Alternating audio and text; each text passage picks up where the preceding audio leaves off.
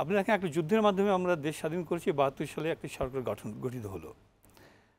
স্বাধীনতার পরে কিন্তু মাওলানা ভাসানী সাহেব সহ অনেকে কিন্তু বলেছিলেন, প্রশ্ন তুলেছেন যে একটা জাতীয় সরকার গঠিত হোক, কারণ ৭০-এ নির্বাচন হয়েছিল আপনার লিগ্যাল ফ্রেমওয়ার্ক অর্ডারের মাধ্যমে একটা সামরিক শাসকের অধীনে, পাকিস্তান সরকারের অধীনে, তখন পুরো পাকিস্তান ছিল।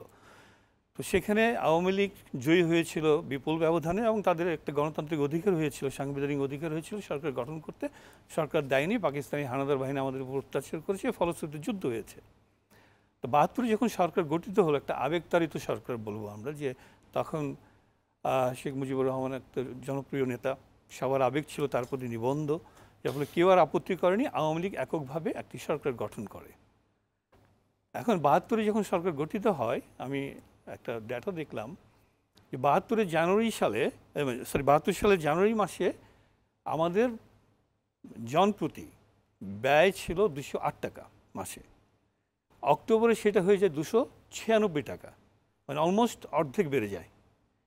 তো যুদ্ধের পরে এখন আওয়ামী লীগ যে ন্যারেটিভসটা দেওয়ার চেষ্টা করে বা দিয়ে আসছে এতকাল, যে একটা যুদ্ধবিধ্বস্ত দেশ, এখানে অর্থনৈতিক অনেক ক্ষতি হয়েছে, মানি আপনার রাস্তাঘাট কালভার্ট অনেক কিছু ক্ষতিগ্রস্ত হয়েছে, কিন্তু ওইটা অনেকে জানে না বা ওনারা বলে না। এই যুদ্ধ বিধ্বস্ত দেশটাকে বিনির্মাণ করার জন্য যে পরিমাণ সাহায্য এসেছিল, বৈদেশিক সাহায্য, শুধু অর্থনৈতিক সাহায্য এসেছিল ৫০০ মিলিয়ন পাউন্ড। সেই সাথে আপনার United Nation Relief Organization of Bangladesh, যেটাকে সংক্ষেপে ইউনিরপ বলে, ইউনিরপের মাধ্যমে প্রচুর পরিমাণ রিলিফ এসছে, ত্রাণ সামগ্রী এসছে, এবং সেগুলো কিন্তু সঠিকভাবে বিতরণ করা হয়নি দুস্থদের মাঝে বা যারা বঞ্চিত ছিল তাদের মাঝে।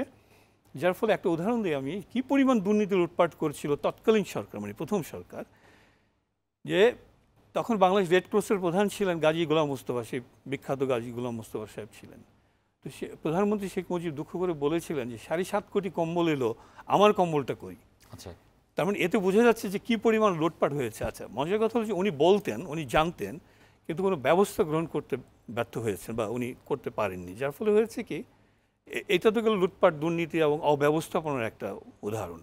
এখন আসেন আপনি নির্বাচন বা গণতান্ত্রিক ব্যবস্থায়। ১৯৭৩ সালে ৭ই মার্চ বাংলাদেশে প্রথম সাধারণ জাতীয় নির্বাচন অনুষ্ঠিত হয়। যে কেউ বলবে, নূর সাহেবের রাজনীতি করেন, ওনারা ভালো জানবেন, যে কেউ জানে যে তখন বাংলাদেশে একমাত্র দল ছিল আওয়ামী লীগ, আর কিছুদিন আগে গঠিত হয়েছিল জাতীয় সমাজতান্ত্রিক দল জাসদ।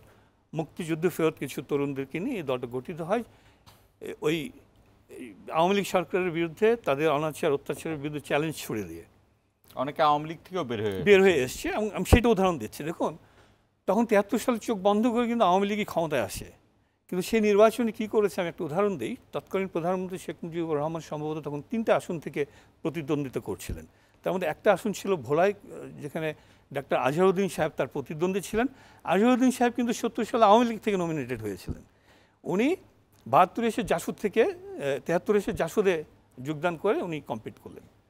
তো গ্রাউন্ড লেভেল থেকে গোয়েন্দা রিপোর্ট আসলেন যে এই আসনে সম্ভবত প্রধানমন্ত্রী শেখ মুজিবুর রহমান পরাজিত হতে পারেন। তো একটা ভীষণ লজ্জার ব্যাপার, তাই না, যে প্রধানমন্ত্রী শেখ মুজিবুর রহমানের মতো নেতা পরাজিত হবেন, এটা তো হয় না। তখন কি করলেন, কি করা যায়?